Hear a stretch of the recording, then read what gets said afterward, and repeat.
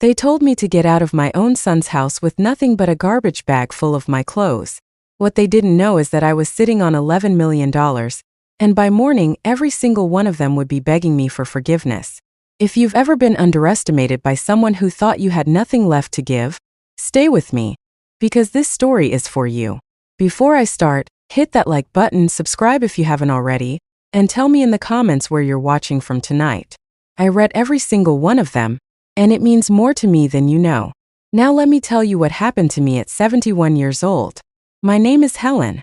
I raised one son by myself after my husband passed when the boy was only 9. I worked 34 years at a textile plant, folding towels and inspecting seams until my fingers ached every night. I never remarried. I never complained.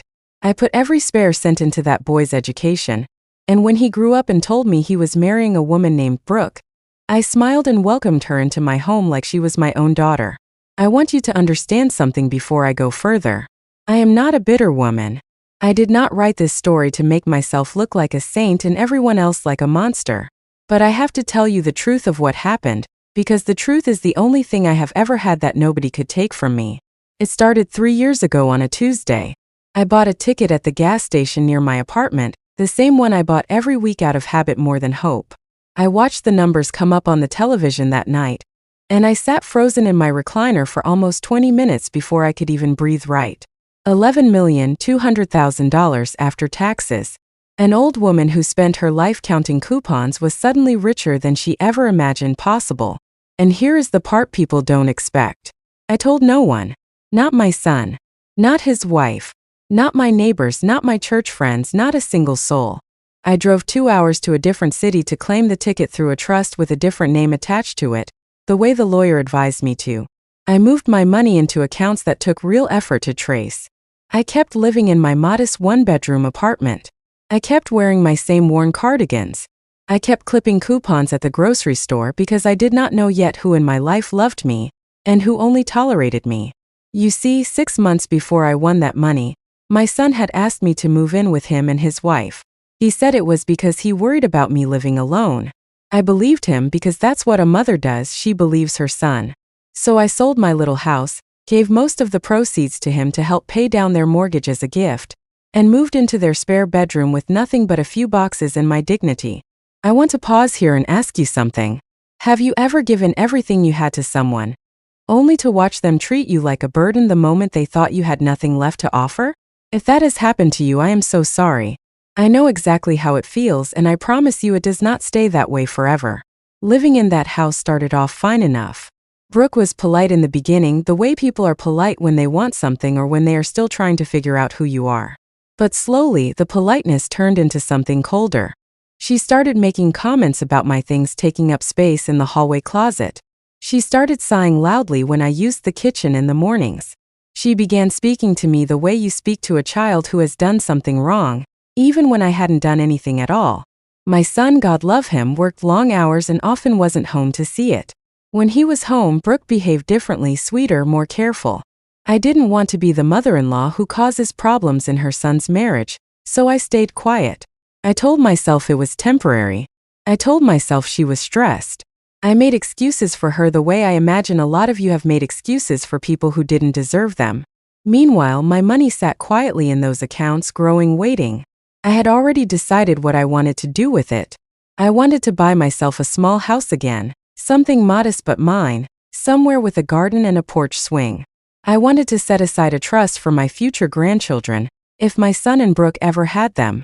I wanted to donate to the church that helped me after my husband died. I had plans. Quiet, careful plans built the way I built everything in my life, slowly and without fanfare. But I was still deciding when to reveal it, still waiting for the right moment, still hoping that maybe, just maybe, my son's home would start to feel like somewhere I belonged without needing to buy my place in it. Then came the night that changed everything. It was a Sunday evening in early autumn. My son was away on a work trip, 3 states over, unreachable until the next afternoon.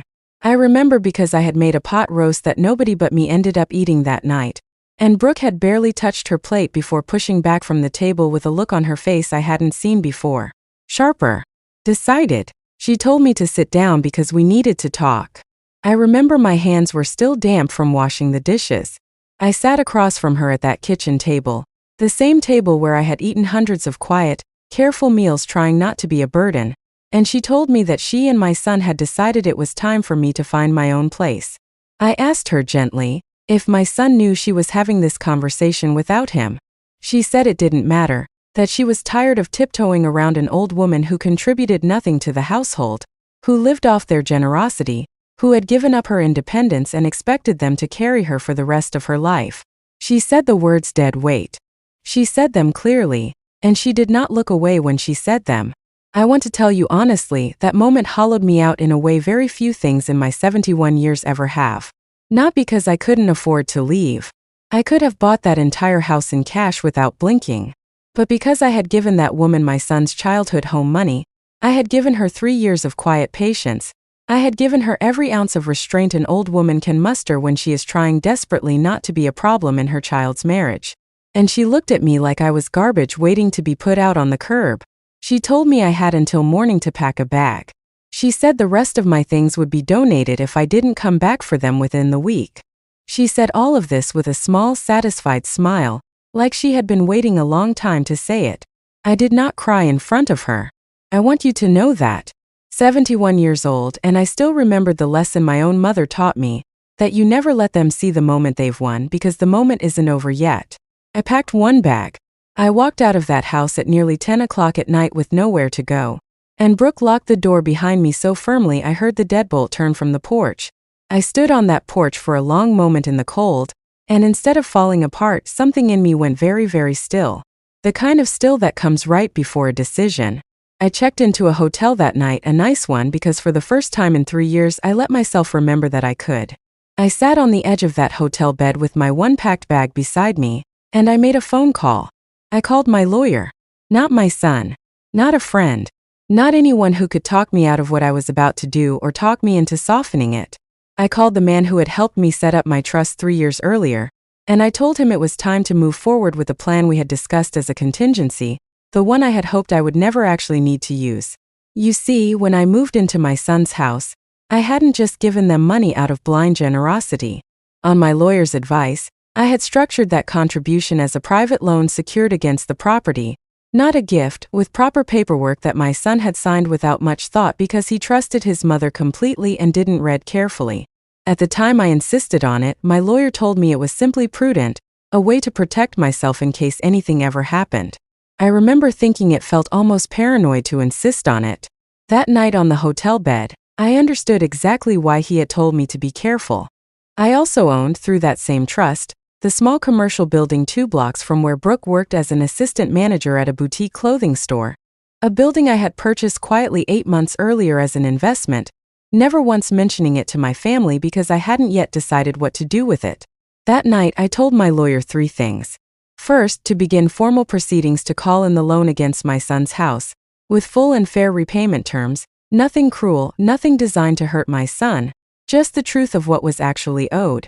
Second, to review the lease agreements at that commercial building and see what our options were regarding the boutique's continued tenancy, since their lease was up for renewal in 90 days. And third, and this was the part that mattered most to me, to prepare an appointment for me to meet with my son directly alone, the moment he returned from his work trip, before Brooke had any chance to control the story. I did not want revenge for the sake of revenge.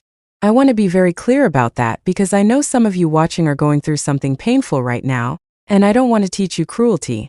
I wanted the truth to simply exist in the open, finally, after 3 years of me shrinking myself to keep the peace. I wanted my son to understand exactly what his wife had done to his mother the night he wasn't there to stop it.